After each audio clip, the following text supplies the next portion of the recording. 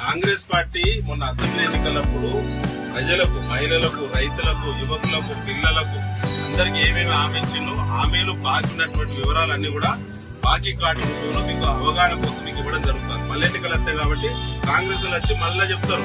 అందుకే బాకీ ఎంత ఉన్నారో, రైతులకు ఎంత ఉన్నారో, అదే యువకులకి ఎంత బాకీ ఉన్నారో, ముఖ్యంగా ఆటో కార్మికులకు ఎంత బాకీ ఉన్నారో, ఇంకా అన్ని రంగాల వారికి ఏ రకమైన బాకీ ఉన్నారో ఆ బాకీకి సంబంధించిన వివరాలతో కూడిన బాకీ కార్డు మీకు ఆలోచన కోసం ఇది పంపిణీ చేయడం జరుగుతున్నది.